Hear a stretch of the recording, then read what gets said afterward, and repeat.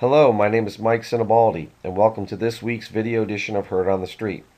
I believe that the market is at a critical juncture, and the next trading week shall decide the market's next intermediate trend. Therefore, I will be exclusively covering the S&P. In this video, I'm going to present a bearish and bullish case so you can decide which side of the market your money belongs on. At the weekly chart level, the butterfly sell pattern has been confirmed. The MACD predictor, which is indicated by the red line on the chart, is a leading indicator.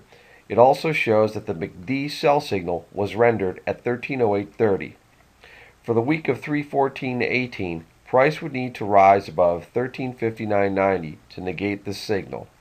We'll begin our analysis of lower time frames to determine the likelihood of whether we can expect the market to break down or make a new recovery high. At the daily chart level, trade from the 1343 high to 1292.50 has formed a triangle. The triangle presented in the chart has been done so to provide a perspective of how other technical analysts and traders may be viewing the market. It is not an indication of the wave interpretation. I will present my wave counts later in this video. As you know, according to the Elliott Wave principle, triangles are continuation patterns, thus the probability should favor the continuation of the trend that preceded the triangle formation. Yet the pattern appears to have failed. In his book, Elliott doesn't recognize the failure of chart patterns, but to other traders, the breakout and gap to the downside is quite bearish and signals trouble to the bullish chartist and an opportunity for the bears. I have to believe that many traders are still net short going into the weekend. From a cyclic perspective, the weekly chart shows low-to-low cycles ranging from 8 to 18-week periodicities with an average duration of 12.5 weeks. Those readers who are familiar with J.M. Hurst, the profit magic of stock transaction timing, know that this cyclic model includes a 13-week nominal cycle. So suffice to say that this relationship is satisfyingly close to his work. Upon closer inspection at the daily chart level, from July 7, 2011 low, each 13-week cycle seems to consist of 4 shorter duration cycles, closely linked between 36 and 37 days, or 7.35 weeks. Again, this relationship is satisfyingly close to the 6.5-week cycle in the model. Continuing with this model, the daily chart also contains even shorter durations.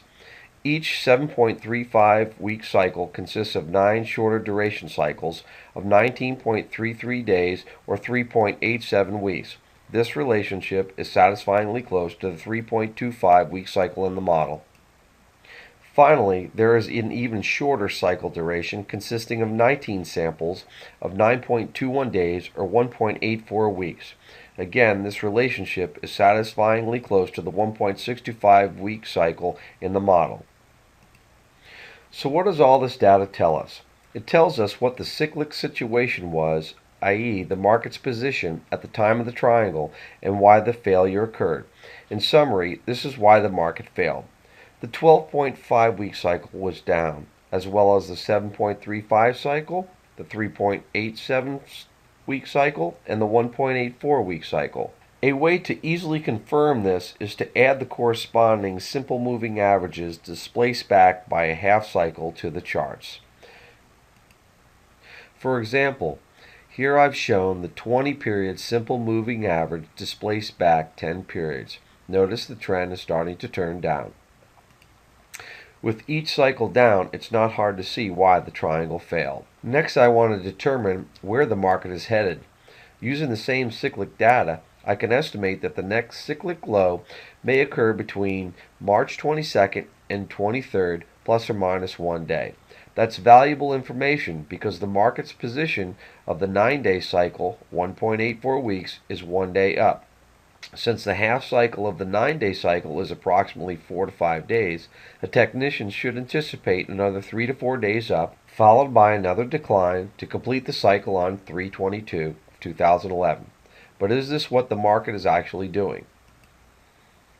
Several pieces of evidence exist to support a bullish posture and a recovery to new highs. At the daily chart level, price tested the 50-period simple moving average and held. Often this shows that institutional buyers stepped up to buy the market. But did they really? The bears were firmly in control on Thursday, as echoed by the red candle that closed at the low of the session, but a sharp bounce in Friday's trade displayed traders' unwillingness to push prices lower. The bears covered throughout the session, sensing danger, and the bulls are now in control. The bullish engulfing pattern, a 2-day bar pattern, illustrates this psychological. Even though the market recaptured its 50-period simple moving average, volume on the day was lower, so it's hard to be certain without further evidence that institutions were comfortable buying ahead of the weekend, especially given the events that are unfolding in the Middle East and the Japanese earthquake. Another solid day of upside on higher volume would bolster the bullish bias.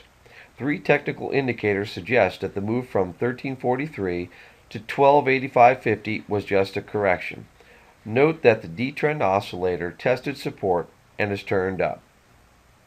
There's plenty of room for upside momentum before price would make a turn against resistance. The S&P cash shows that the rate of change has barely reached negative territory. Shallow declines below the zero line are classic signatures of a counter-trend move. Notice how the previous correction also has similar measurements.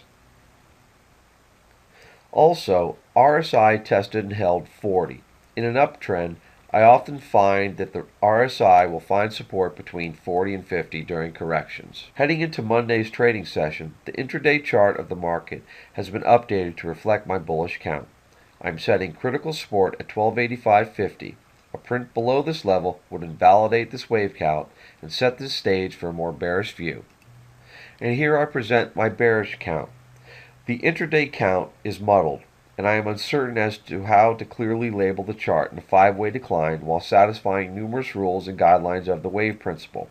The best interpretation relies solely upon the possibility that wave 2 circle is truncated and the market is now working a corrective wave that would carry price back to 1314.25, the 0.618 retracement of the decline from 1332 to 1285.50 before another round of selling.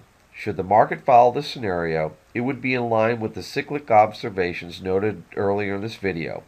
Should price break the upper channel line and then break critical resistance of 1332, then odds are that the bullish count was correct. I hope you found this video helpful, and best of trading.